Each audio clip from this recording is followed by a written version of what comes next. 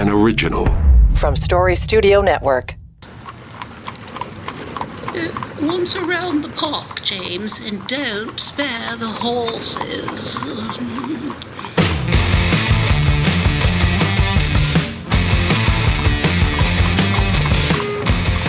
Well, here we are. It's your Friday, the second day of December. And welcome in. It's On the Ledge, your Ontario Politics podcast. Dave Trafford here. Keith Leslie with us from CHCH-TV in Hamilton. And Sabrina and Nanji behind the brains behind the Queen's Park Observer. So, by the way, thanks for stepping into the host chair last week, Keith. That was fun. After all of that, I didn't end up traveling because I had such a cold. I thought, I'm not getting on a plane, and I'm certainly not bringing the cold to the kids in Nova Scotia. So, but anyway, it was nice to sleep in and get over the cold. So,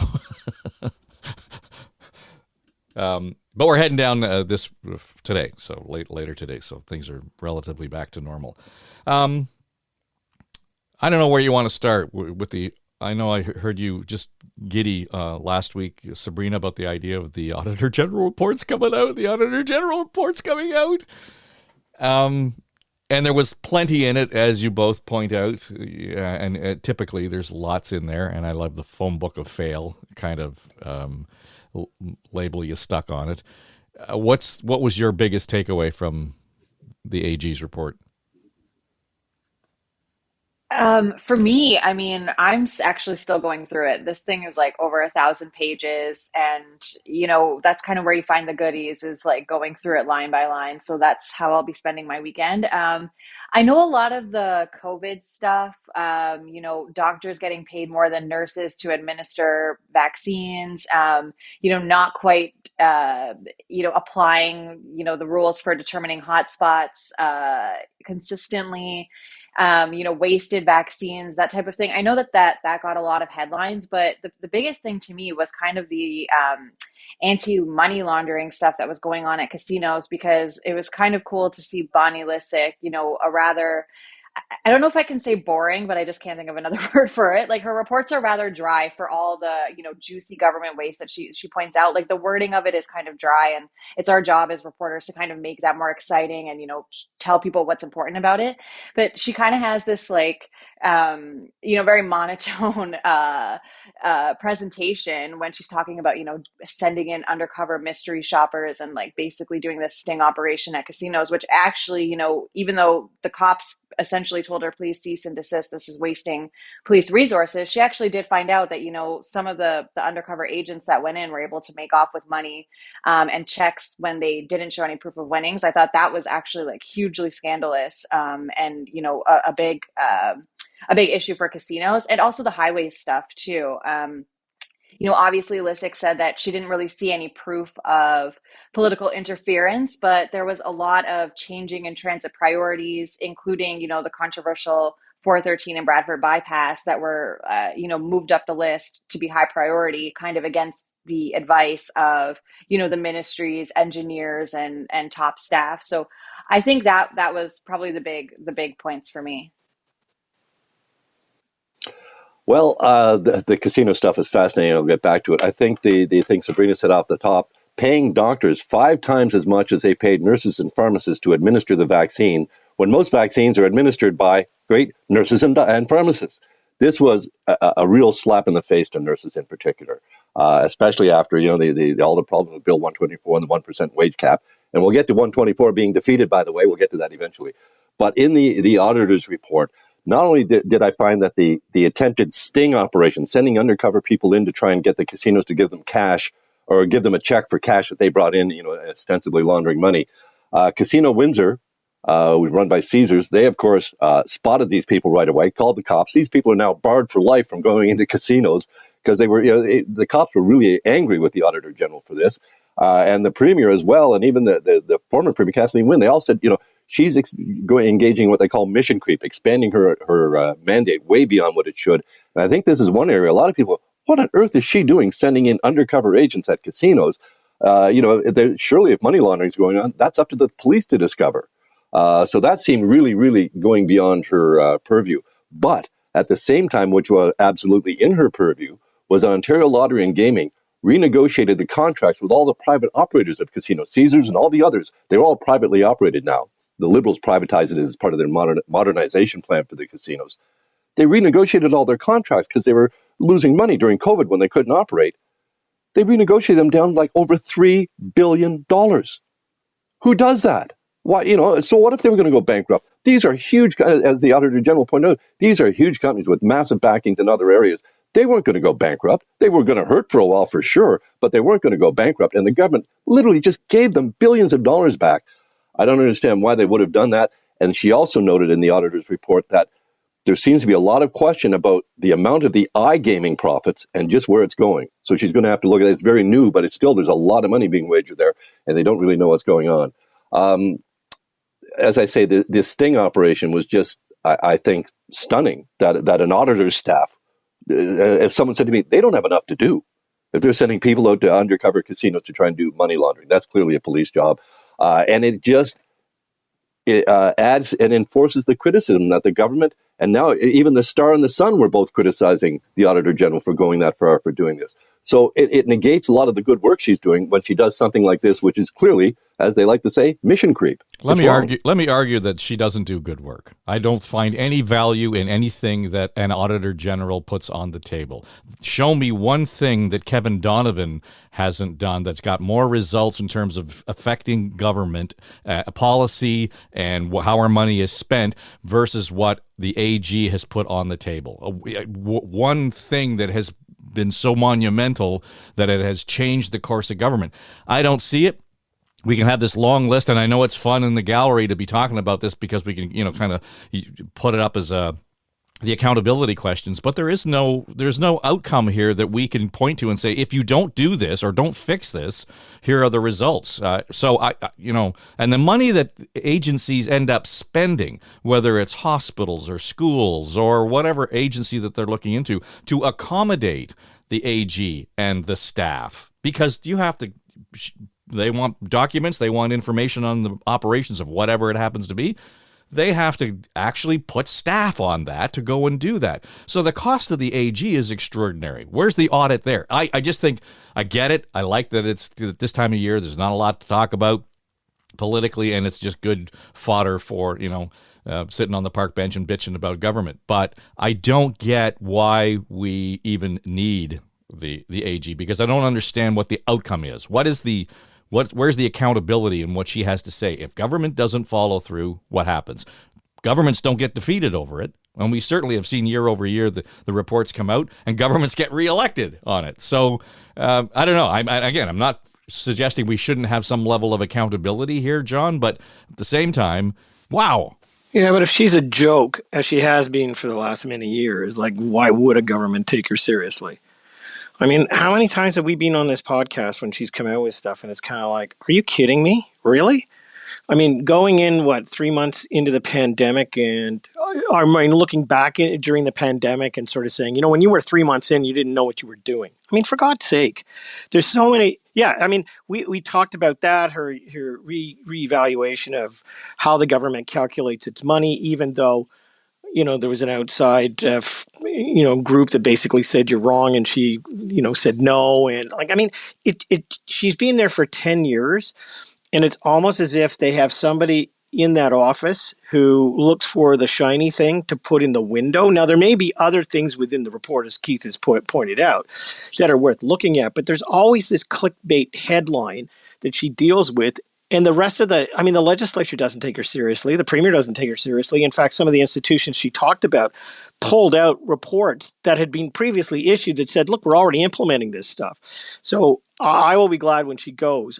On the following that, though, you wonder what is the purpose of this, to your point, Dave, which means a reevaluation of its mandate, because it's so distorted right now that it's almost like they have to find a shiny thing. And you're right. It's like Kevin Donovan. If he'd been on the beat, he would have found out more, and there would have been better results, because they respect him for what he does and they don't respect this Auditor General, period. Yeah, if Kevin had done the report on the Windsor Casino or whatever, and he had gone in and found out that what was going on was somewhere offside or whatever, this would have been a huge story, and you would have seen change, or whatever it might be. But even to John's point, Sabrina, that she takes issue with the wasted COVID vaccine. This government would have taken it on the head if we hadn't had enough. So, like, priorities, the lens that she looks through in terms of how government works, I don't know what planet she's on, because clearly there isn't any kind of foundation in what was really going on at the time. Yeah, I mean, I think, like I was saying earlier, some of it is on us, as reporters, commentators, to kind of make this stuff interesting, juicy for the public to digest, because obviously, she's an independent officer of the legislature. She's not biased, that type of thing. Whoa, whoa, whoa, But whoa, whoa. I mean, if you're what the the day, minister you're gonna what the minister disagree. really meant to say was. But like, yeah, of course you're right. Like, when it comes to the vaccines, the COVID stuff, like, obviously the government even said, it's better to have too much than too little. And I think a lot of the public is willing to forgive, some of the missteps during the pandemic and some of those policies, because obviously it was unprecedented. Everyone was, making mistakes and kind of flying by the seat of their pants. But I think that, someone who's actually more effective than Bonnie Lysyk, who's actually on her way out. She's only got like a 10 months, I think, in her mandate left. So this is likely her last, annual report that she'll be presenting anyway. But I think, Peter Weltman, the budget watchdog, the financial accountability officer, he is so much more effective at making the headlines, and also, the way he explains things. And so the Auditor General is more backwards looking, whereas the budget watchdog is more forward looking, and, kind of looks at the projections, looks at the government's projections and says, hold on, wait a minute. And Weltman is a very charming guy. The way he explains things, like fiscal stuff, is not the most exciting, sexy headline, but he's very good at explaining it. And that office has a very good relationship with the press gallery. And so, all of that helps here. And, he came from Parliament Hill, the parliamentary budget office, and they used to do quarterly spending reports. He's doing that. So every few months, the government is always like, they get these reports where it's like, you've allocated this much money, you're sitting on this much money, and, that's the story. So I think, whoever takes over the AG's role in the next year or so, like, they could probably make things more exciting, and, maybe pay attention more to, like, the public pulse too, in terms of, choosing the value for money audits. I thought a lot of the issues that she chose to take on were frankly quite boring, and maybe taking on some more investigations, from MPPs. I mean, we've had Marit Stiles, who's likely going to be the leader of the official opposition unless someone else steps into that race for NDP leader in the next couple of days. And she's asked Bonnie to look into, the stuff that's happening with the Greenbelt, which we had this week, the Ford government and, the premier himself and ministers saying that developers were not tipped off, even though they bought up this land that, up until a couple of weeks ago was not able to be developed. And now they stand to gain a lot of money because the Greenbelt has been opened up. That's something I really hope the AG looks into. The ethics watchdog has also been asked to look into that. That's another watchdog, I'd say, his teeth are not nearly as sharp as they need to be. But these independent officers have way more access than we do as just regular citizens, as journalists. And so, the more transparency, the better. And I'm not going to complain about Bonnie digging into whatever it happens to be, because, the more light we shine on this, the better, in my view. But it's about priorities. It's about, to your point, having, like, read the room. Where is the issue right now? I think the whole question around doctors being paid more to administer vaccines than nurses or pharmacists is one thing. But let's take it to the next step. Are they paid the same kind of thing in terms of other functions that they may all do together? I don't know. So, but reading the room is the important part of it. She seems to pick and choose, and to get way out of her lane on the undercover investigations just kind of makes it her own little fiefdom, where this is about Bonnie Lysyk. It's not about the Auditor General. In her terms, it would be the auditor gotcha. Am I right? Well, she even admitted that the OPP basically said, "Don't do this again." Yeah. And she defied them, and we don't want to waste the police we don't want to waste resources on this unless we're doing our own investigation. And she sort of defiantly said, well, to the media, well, they may think that, but if we feel it's a need for an investigation, we're going to do one. And she defended it as a perfectly acceptable part of the job for them. So I think there is going to have to be some pushback or some rule setting with the next Auditor General. Perhaps the government can redefine the office to some degree and better focus it down so it actually is on accounting, value for money audits, and not this broader range stuff. One thing that she brought up, she even said she had different prices for the 413 highway and the Bradford bypass, and the government has one higher, one lower. But she basically said they're all approximations, they're all best guesses, essentially. And so the point that she was trying to make is that this government ignored its own experts by picking those highways over ones that were already in the planning stages and further along. But of course, all highways take many years to plan, and you allocate money for them. You don't necessarily spend it right away if you don't have the approvals. So that government has perfectly within its rights to redirect that to highway projects they consider their priorities. Sure, the staff says this is a higher priority, but the government, this is their purview. They're elected. They can make these decisions. And for her to point out that they ignored their own experts, well, okay, but that's not necessarily news, and it's certainly not the purview of the auditor. It's something that, the staff can say, the government can even say, our experts felt this. We feel this is a priority. What's wrong with that? Well, let me make two observations. First of all, when Martin Reg Cohen takes a strip off the Auditor General, who's investigating a conservative government, you got to step back and wonder what the hell's going on. So that's my first observation. Number two, when I listened to the health minister who showed up yesterday after being in a groundhog hole, maybe they all listened to the podcast, but she's been out a little bit more recently.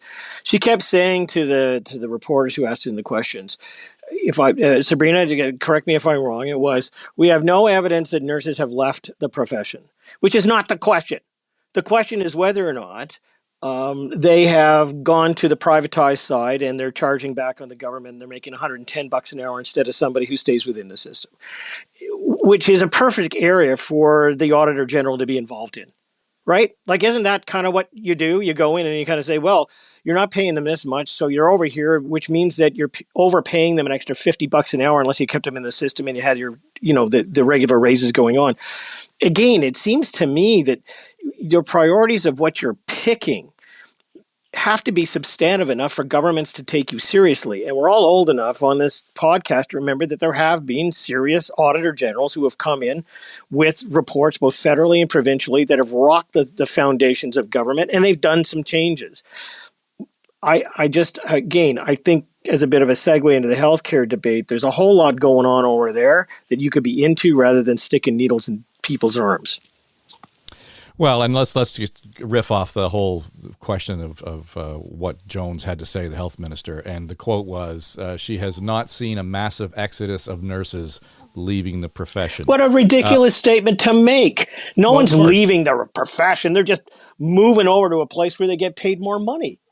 But she never mentioned that, did she? She mentioned everything, but they're going to long-term care, they're going to home care. She mentioned everything but agency nurses. Right. She said, they've got so many more opportunities. Yeah, but the one real opportunity they have is to make more money as an agency nurse with much better hours, and the hospitals are paying double the salary that they pay for staff nurses. That, as you say, that's something the Auditor General could clearly dig into. And people, we already know the facts. They're paying more than twice as much than they do for staff nurses. Why? There's something the government could act on, but they're not. Well, and the other side of this is, and CTV did some good reporting on this, the question of the number of nurses who are going to the United States similarly, right? And then they're getting better benefits, bigger money, and so on, less grief. I say that only as that's another one of their options. And it just strikes me as odd that the Americans are more than willing to take our healthcare professionals based on the credentials that they get in this country and let them begin to work right away, as opposed to we here in Canada or Ontario, where we have nurses coming from wherever in the world, and we still feel the need that they aren't properly accredited or skilled enough to deal with this. There's so much wrong with what's going on in health, and I know you guys went to town on it last week, but Sabrina, Minister Jones, holy cow! I don't think that there's any good way out for her or this government based on the state of the healthcare portfolio. In as much as she is in complete denial that there's a problem with healthcare, and that's not what we need at the helm right now. Yeah, she could work on her bedside manner. It just plain sucks, I think. When she said that we're not seeing a mass exodus of nurses, that nurses have a lot of options. There's the problem is not as bad as, I mean, she kind of blamed reporters, are reporting that it is, and the nurses I spoke with, they were really upset by that.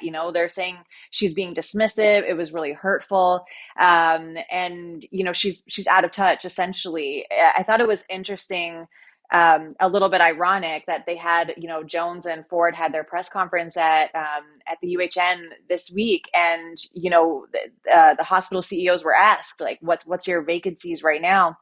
And at UHN, I guess, they were saying that roughly they sometimes have 200 vacancies. Recently, they were dealing with 600, and now they're at about 400, which is obviously, way more than 200 than they were, that they say like they kind of have off and on. And don't forget, UHN is a huge network. And so, I think that that kind of poked holes in Jones's line. But don't forget, this is all happening against the backdrop of this Bill 124 drama that we were hinting at earlier, that now, the Ford government is going to appeal this ruling that basically says they were unconstitutional in capping wages for nurses, teachers, a lot of public sector workers at 1% for the last 3 years. And so there's a lot of questions. I mean, Ford ruled out the possibility of bringing in the Notwithstanding Clause, to kind of, make that law bulletproof. He kind of brushed it off as, well, that wage cap law was only in place for 3 years. It's no longer in place now. He's kind of hinted that, they'll get more than 1%. As we saw with education workers, it's not much more than 1%, although, you can bargain for a better deal, as CUPE did. But I think that they're being very careful with their wording right now, especially against the backdrop of this Bill 124 drama, because as we saw with the Liberal government, when they tried to freeze education wages with Bill 115, that went all the way up to the Supreme Court. The government was forced to pay out hundreds of millions, to compensate, because obviously that was unconstitutional. And so this could be a messy fight, and it could end up, costing the province a lot more, than they would have wanted, especially because their justification for this bill was that they needed to, rein in the belt and bring down the deficit. Well, the Premier, John, says he will not use the Notwithstanding Clause. He also said he wouldn't touch the Greenbelt. So what are we to make of it? I go back to when Bill Davis first became Premier, and he was in a pinstripe suit, smoking a cigar, sitting in the back of a Cadillac, as they portrayed him back then. And then he became Brampton Billy after Ed Stewart and Norman Atkins, and those guys got a hold of him. There's a great painting to be made here, of a government that is autocratic, uses laws to its own advantage, lines its pockets, even though we're all sitting around saying, there's no evidence of this and that for what happened in the Greenbelt. I mean, there are going to be lots of politicians who say, if it looks like a duck and it quacks like a duck and it walks like a duck, there it is. I mean, you don't have to explain it to the public much when, these things happen. I just think there's a narrative that is actually coming into light here, that if the government doesn't want you to win on anything, or they have somebody who disagrees with you, then they're just going to override you. So what I'm taking from the Premier's comments this morning that I'm reading, I haven't heard them directly, was, suck it up if there's going to be problems to the municipalities, cut your costs, and you won't worry about developer fees. That's what I'm reading is what he kind of said, which is kind of a strange position to take when you said that you're going to, cough up a third of the bailout money for Toronto. I mean, it's a complete contradiction. Secondly, it goes back to small town, corner office. It says all you have to do is cut 3,000 employees and you'll be balancing. I mean, this is serious stuff. So all I'm saying is that, and I'm not accusing the Ford government of anything. Okay, so if you're listening and you're in the office, don't take this that seriously, except to say you are walking into a narrative that when the other two parties get their act together with their leaders, this is an easy painting to paint. This is a really autocratic, let's thump on everybody. Let's make mayors, a number of mayors in this province, undemocratic in terms of how they exercise these. You see the narrative that's coming about. I mean, I always worry not so much about John Tory being given powers, I suppose because he's a pleasant guy, but I worry about the next one, right? Like this is autocratic power. So I just think that all of this stuff, moving seniors, okay, guess what? You don't want your stand, boom, you're gone. If you have to travel 1,000 miles, there you go. There's a whole series of things happening here where the government just comes in, and I just think it's a worrying trend, but I also think it's fair game for somebody to put that narrative in the window. So let me suggest to you, Keith, that using the notwithstanding clause, the strong mayor powers, the elimination of the developer charges is actually a sign of failure for government. It's not, we're carving things out because we already know in advance that it's not working the way we want it to work or the way it should be working. So we're going to have these fixes. And all it does is, to John's point, create more problems. To have the premier wagging a finger at John Tory and city council to say, well, you guys have to get your house in order and, learn how to spend your money better and take advantage of all that. That, to me, is the red herring in this whole conversation. The issue around the housing is that there's no way to guarantee that when they withdraw the developer charges, that savings is going to get passed on to me when I buy a new condo or a new house in Toronto or anywhere else for that matter. I'm not going to get a savings as a result of that. It's like them eliminating the gas tax at the pump. I don't see any benefit to me whatsoever. The oil companies are just rolling that into their costs anyway, so I'm still paying that, whatever it is, 5 cents a liter it might be. So to me, the whole background of the housing thing in particular is there's nothing affordable about the housing necessarily that we're going to build. Oh, it's going to be affordable and attainable. This seems to be the new phrase that the Premier was using. This whole thing with the Greenbelt, it smells to high heaven. There's just no two ways around it. That one particular developer that just, picked up $100 million worth of farmland at 21% interest, $21 million a year interest, on the hopes that someday, look, next year it's developable. And instead of being $27,000 an acre you paid, it's now worth an estimated $338,000 an acre. That one plot, they stand to make something like $750 million profit in a year of speculation. That stinks. I don't care if there was, and of course there was lobbyists working that were in the Premier's office now working for these companies, going back and forth.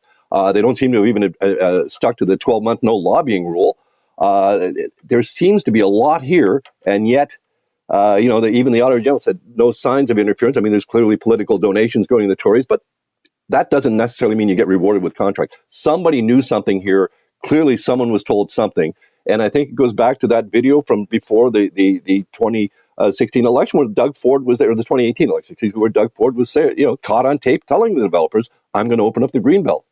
That caused a big stink. And of course, we had the many blatant, straight out promises we're not going to do it. Well, of course, that has to be reversed now because we need the houses, and it's all the fault of the feds. They're going to bring in so many immigrants. We have to build houses somewhere, and that, we're going to have to do it. I don't think any new Canadians are going to be able to afford any of the 50,000 houses that are going to be built in the Greenbelt. I don't think they're going to be affordable and attainable for those people. No, and what will be? It's just going to, demand is just going to keep growing up. And as for the development charges, taking this away from municipalities, the province almost accused them of sitting on this money by taking it, and sitting on it for years before the houses are built. Well, they use that to pay for the sewers, the infrastructure, the light, the parks, all the services that's needed to go with it. And they count on this money. He pointed to Mississauga. I think their development charges are something like $165,000. It does seem very high. But first of all, there's not much land left in Mississauga to develop. So how that 165, you take that away from the municipality, you're clearly going to shortchange them a lot of money. How's the developer? Where's that money? It's going to stay right in the price. The prices aren't going to go down by that much. No chance on earth. So it's just more money in the pockets of developers who have just made fortunes as land speculators because the Greenbelt is open. So this government saying, as you say, that he's not going to use the notwithstanding clause on Bill 124. Well, then what are you going to? You had to know going in that 1% wage cap was going to get struck down. You wrote it for 3 years. Now you're going to appeal it, but they haven't. They said their intention is to appeal, but I don't think they've found any grounds in there to appeal, other than the fact they didn't like at all that the judge pointed out. You said you needed to impose this wage restraint to save money, and yet you spent 10 times as much giving out rebates and tax cuts and rebates on your license fees. So there was no justification for it, and it was struck down. I can't see what on earth they can appeal about that unless they want to say the judge was, being an activist judge. He just pointed out the common sense. Your economic argument didn't hold water. You were giving away money on the one hand and imposing a 1% wage cap on all these nurses, teachers, and other public sector workers. It just didn't hold water. It doesn't fly. And if they do appeal, which they say is their intention, they're going to lose that as well. And the financial accountability officer that Sabrina talked about earlier, he pointed out a retroactive settlement on this would be about $2.1 billion. And the unions are going to get that 2.1 sooner or later. Before we go, I just want to touch on something that you brought up, Sabrina, and that is the NDP leadership. And I understand. I think Merritt Stiles is the right one of the people that you would have pointed to say, not unlikely that she was going to step up and offer herself as a leadership candidate here in Ontario. But I have a real issue with the leader of the opposition being acclaimed because she isn't getting anybody's vote. Like, there isn't anybody in the party who is voting for her. The only reason she gets the job is because other members of caucus or party members don't want the job. I think that there's a problem with that. That, in fact, if you don't have people running for it, then Peter Tabuns should stay in the job as the interim leader. I know that sounds maybe undemocratic, but to me, it's mostly undemocratic just to, acclaim somebody and appoint them to the job. And it's an important job.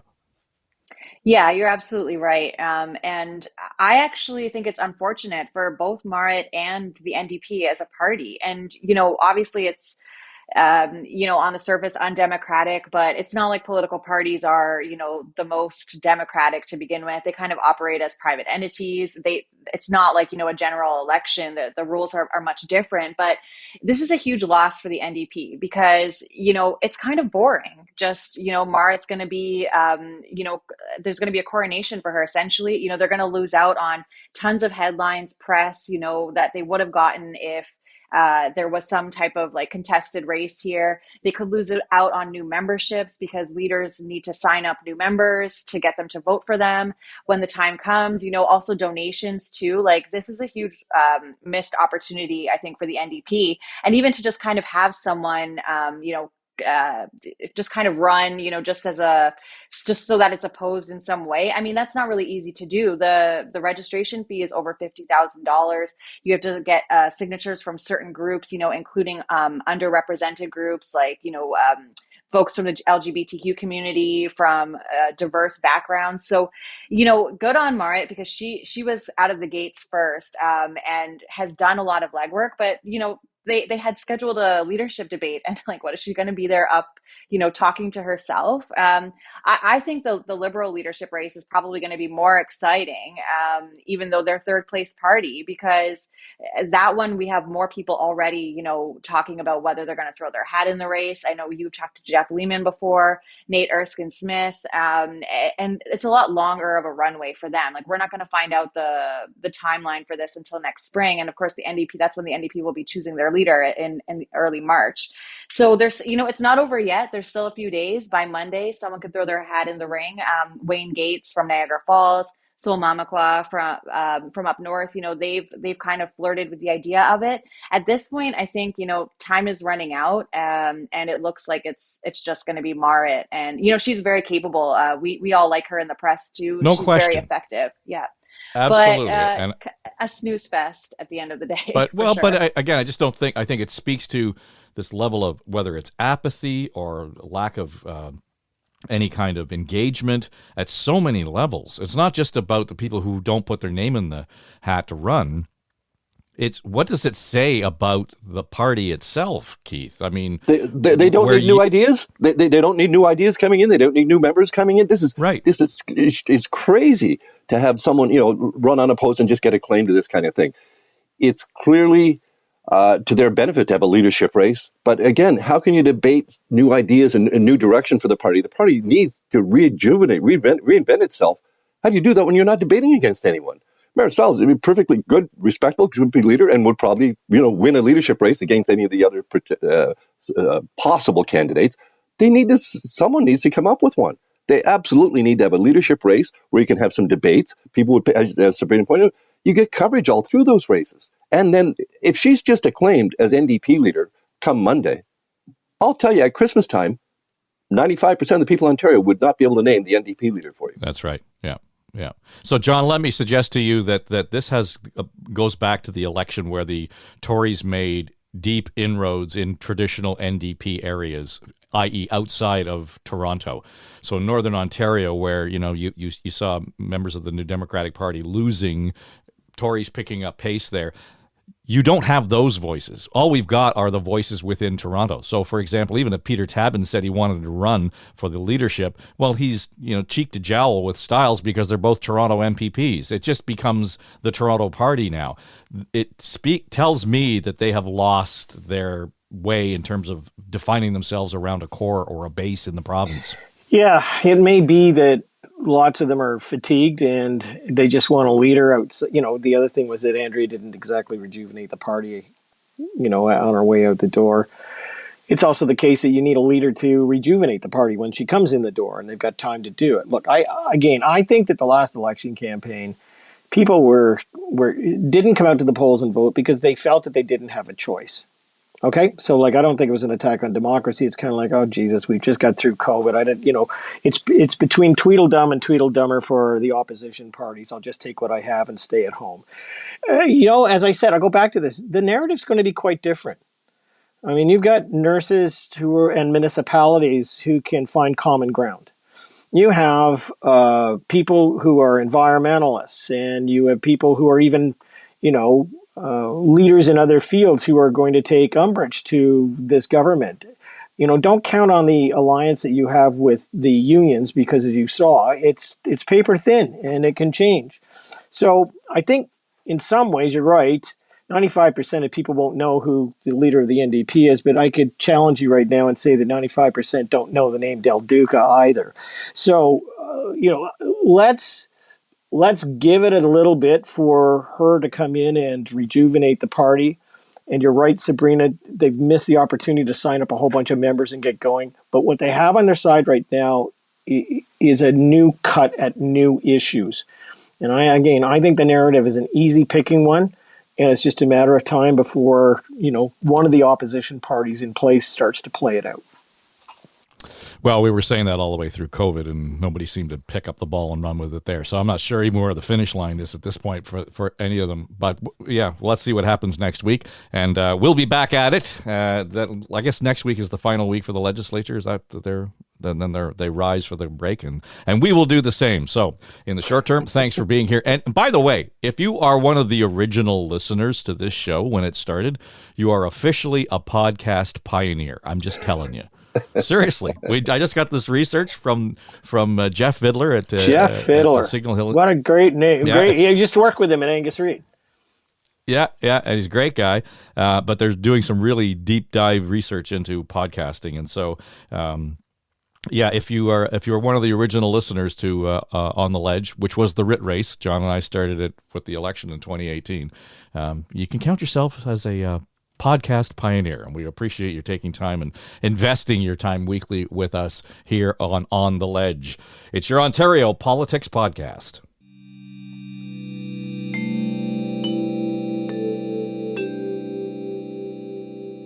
This is SSN. Story Studio Network.